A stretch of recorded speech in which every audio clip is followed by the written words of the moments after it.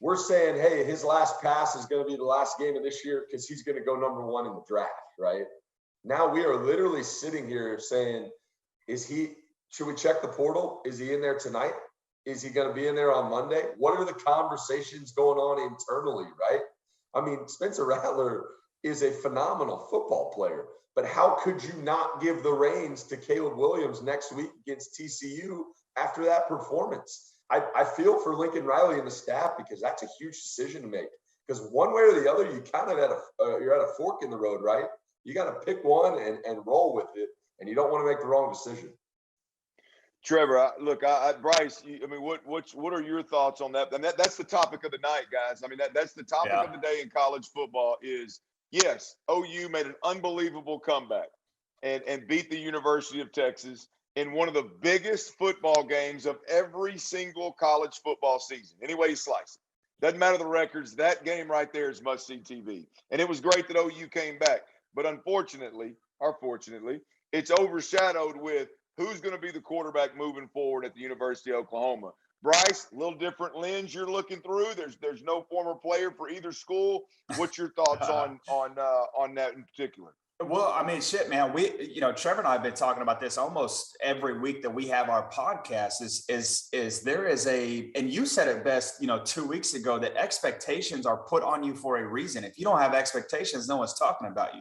And so for really both, Spencer Rattler and Lincoln Riley, it's been this conversation for the last 6 weeks of, they're winning, but at the same time, they're not winning the way they need to be winning.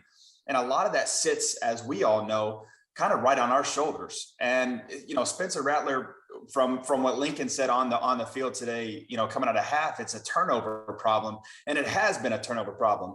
But what was interesting about today, that I thought, is that Caleb came out with a smile on his face, and it was just different. There was a different energy. There was a different moxie about who he was in that huddle for them, to where, to Trevor's question, I think it's a no-brainer. I think Caleb Williams is your guy. And I don't think now you don't need pressure from fans to sit there and be like, man, you gotta play, you gotta pick it up.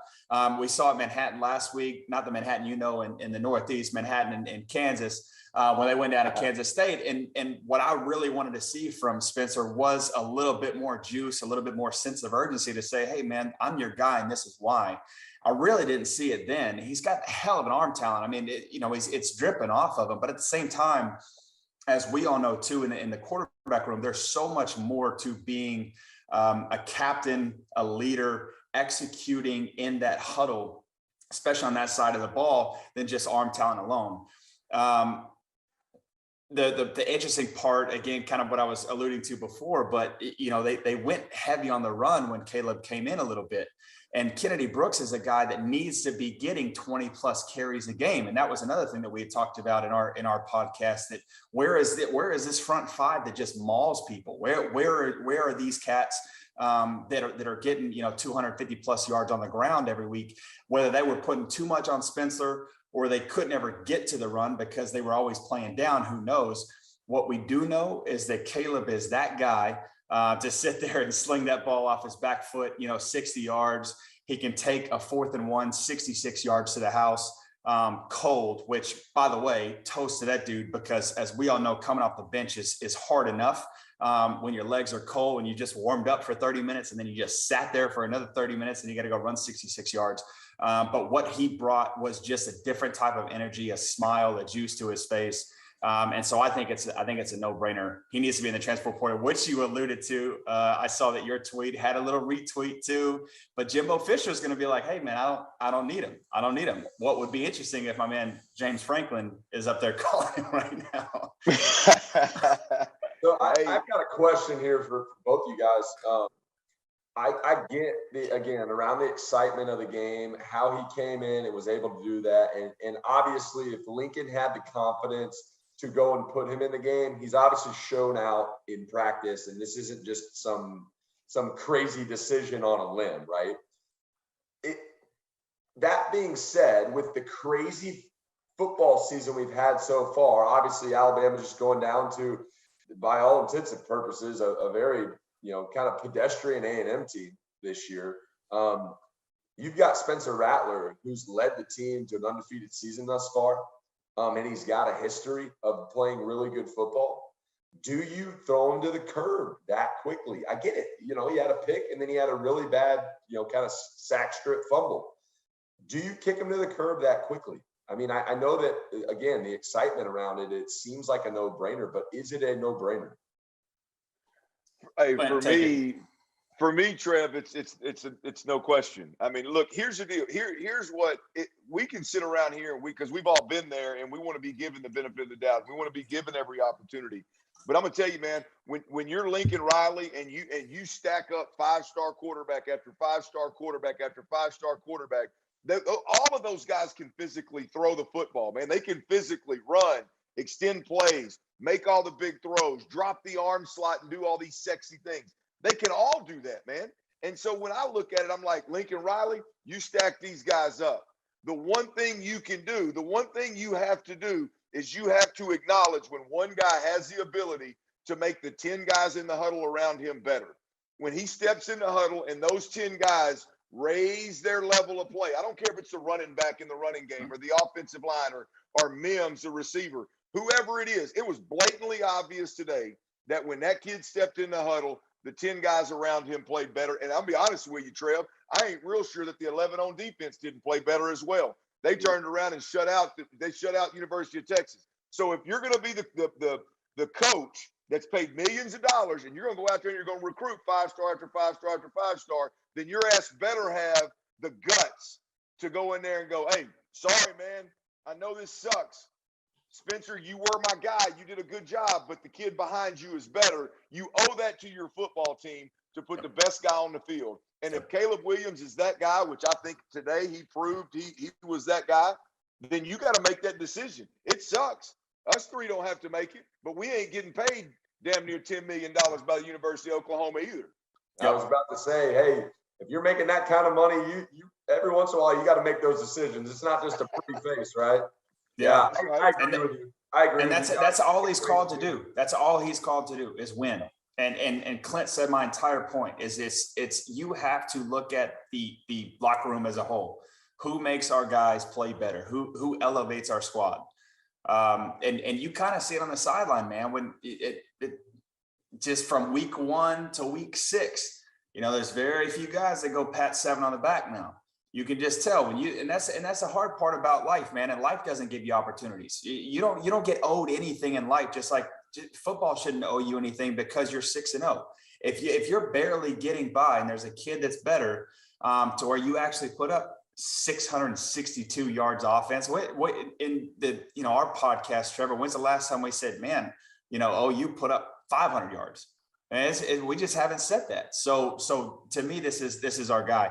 But I will say this too, because we're all on this podcast as QBs, man, being a backup is tough. It's hard to be engaged when there's only one dude out there. And that's what people don't understand is there's a lot of work that we do kind of by ourselves. Well, most of us. Clint, you were just natural talent, so it didn't matter to you. But to the rest of us, people and pedestrians over here, we had to work for it. But anyways, it's a highly competitive room. There's only one guy out there. How you stay engaged mentally and prepare yourself when you're not the guy is going to separate when you actually do get that chance. And I thought, kind of going into this next game here, we had Caleb Williams, who was prepared, whether athletically, gifted and whatever else.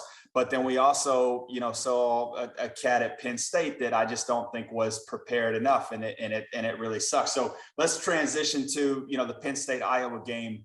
At this point, it's kind of tough. So I hope Sean Clifford comes back because Taquan Robinson, had himself a pretty rough day out there on the field. But again, preparing yourself for these moments. Tom Brady's the best example. You only get one opportunity. You don't know when that is. And so, Trevor, talk to me a little bit about what that's like to come off the bench, have you don't get hey, I think you might come up here this next quarter. So go ahead and start mentally preparing yourself. You never really know, man, what's it like for Taquan Robinson in this kind of situation, in this hostile environment, going against number 3 Iowa. Yeah, it's an interesting place to be. To your point, Bryce, hey, mental reps, some people can sit back and take mental reps, which I did a lot when I was a backup, but it's just not the same as getting the reps throughout practice and actually having a feel on any given play you put in the game plan, right? Hey, we got a jet sweep coming this way. Sure, you can sit back there and simulate it while the starter's up front, getting the timing down, but you better snap that ball at the right point, as that guy's coming across. I had a unique situation in my career, college career, where I legitimately sat in every seat in the quarterback room. I was the young guy, redshirting, never going to play. I was the young guy who was the starter, looking over my shoulder because we were kind of doing the 2 QB system. I was the backup.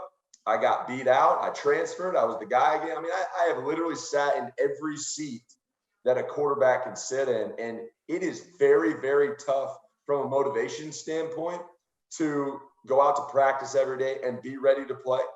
And then to your point, Bryce, come into a game, it can go one of 2 ways. A lot of it, to be quite honest, at least for me, rides on that adrenaline. Hey, you hop in there and it's kind of a whirlwind and you get that first pass under your belt and boom, you're rolling. Kind of like Caleb did. He broke that long run and got that touchdown, and then he was just rolling from there. The same thing didn't happen up here, in Iowa City this weekend. You come in, you're a little bit timid. You probably didn't study as hard as you should have because Sean Clifford's the guy, and he's going to go up here and he's going to lead us to a victory. And I think there was just a lack of attention to detail in preparation this week to come in when your time is called to come in and try and win a football game, right?